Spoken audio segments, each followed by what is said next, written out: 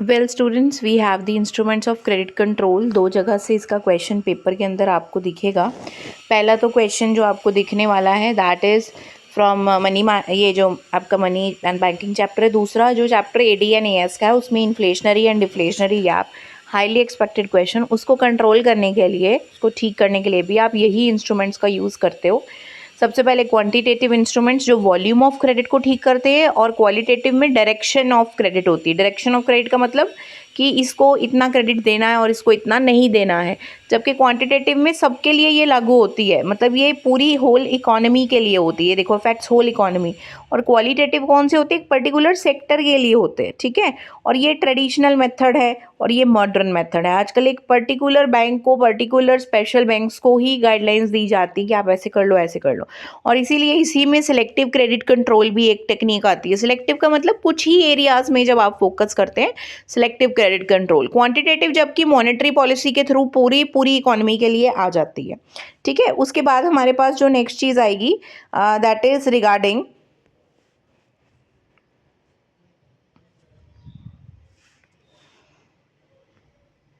That is again regarding bank rate और repo rate.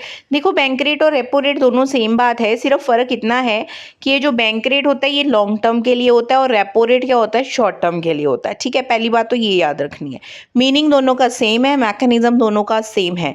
Central bank commercial bank को loan देता है, सीधी बात है, और जो ब्याज की दर वो चार्ज करता है उसको बैंक रेट या रेपो रेट कहते हैं। अगर लॉन्ग टर्म लोन है तो बैंक रेट, अगर शॉर्ट टर्म लोन है तो रेपो रेट।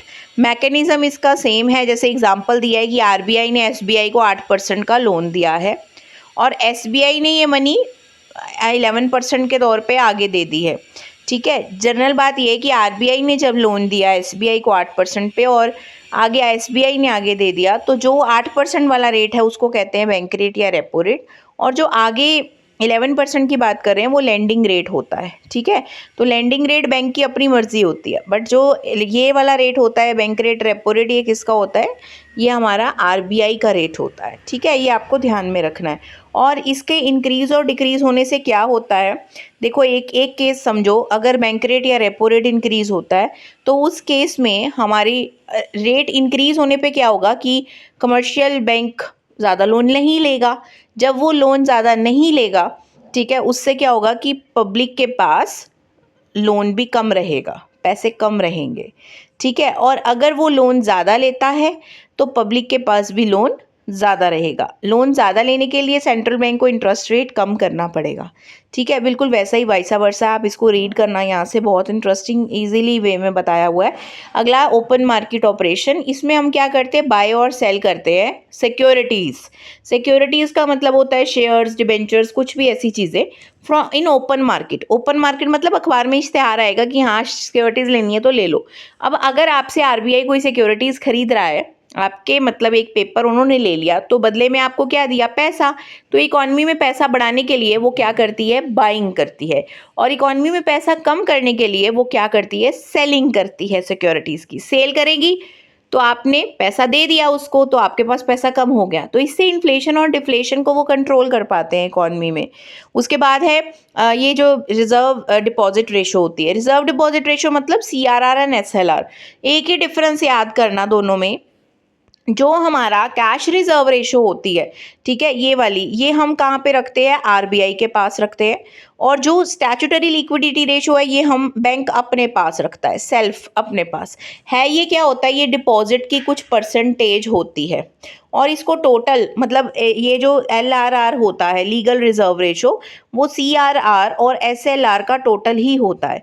मतलब मेरे कहने का ये कि अगर ये 20% है तो हो सकता है कि RBI के पास 4% रखा है और अपने पास कितना रखा है? 16% बैंक ने। तो ये दोनों के बीच में मेन डिफरेंस होता है। दोनों का मैकेनिज्म बिल्कुल सेम होता है। अगर ये इंक्रीज कर दिए जाता है इसका रेट, तो ज़्यादा पैसे बैंक के RBI के पास रखने पड़ते हैं बैंक को, जिसकी वजह से अपने पास पैसे कम हो जाते हैं, लोगों को लोन देने के लिए पैसे कम हो जाते हैं और इकोनॉमी में अगर इन्फ्लेशन हुई पड़ी है तो वो ठीक हो जाती है। बिल्कुल वैसे ही वैसा वर्सा इसका रिजल्ट आपने याद रखना है उसका, ठीक है। और क्वालिटेटिव इंस्ट्रूमेंट्स, क्योंकि मैं आपको पहले भी बता चुकी हूँ, मॉरल सुएशन का मतलब होता है कि जनरल गाइडलाइंस देना, ठीक है। बच्चे डर जाते हैं इन वर्ड से, प्रेशर से, परसुएशन से। इसका मतलब होता है किसी को मनाना, किसी को समझाना। तो ये सारी गाइडलाइंस होती है, परसुएड करना, किसी को एडवाइस देना, ये सारी चीज़ें आएंगी। और सिलेक्टिव क्रेडिट कंट्रोल का मतलब होता है, या क्रेडिट राशनिंग का भी आप कह सकते हो, इससे एसोसिएटेड है। उसका मतलब कि कुछ रेशो फिक्स कर दी जाती है कि इतने इतने सेक्टर में ये लोन देना है। और लास्ट टॉपिक जो इसके अंदर आपको जो इम्पोर्टेंटली याद करना है, that is regarding margin requirement, ठीक है। मार्जिन रिक्वायरमेंट का मतलब ये होता है कि जैसे मान लो लोन की अमाउंट आपकी है 1 लाख की, ठीक है, और जो 10 लाख की है, सॉरी, और जो आपकी आपने मॉर्टगेज करना है इसके ऊपर वो है 1 लाख का। एक ये सिचुएशन है। दूसरा है लोन की अमाउंट 10 लाख की और मॉर्टगेज जो करने वाली चीज़ है वो कितनी है, 50,000। तो मुझे एक बात बताओ कि किस केस में आप लोन लेने जाओगे? आप जब आपका मार्जिन रिक्वायरमेंट कम हो जाएगी, मतलब दोनों के बीच का डिफरेंस कम करना है आपको, समझ रहे हो? दोनों के बीच में डिफरेंस अगर आपका कम रहता है तो आप प्रेफर करोगे लोन लेना, और अगर डिफरेंस ज़्यादा रहता है तो आप लोन लेना प्रेफर नहीं करोगे। ये चीज़ आपने इसके अंदर समझानी है।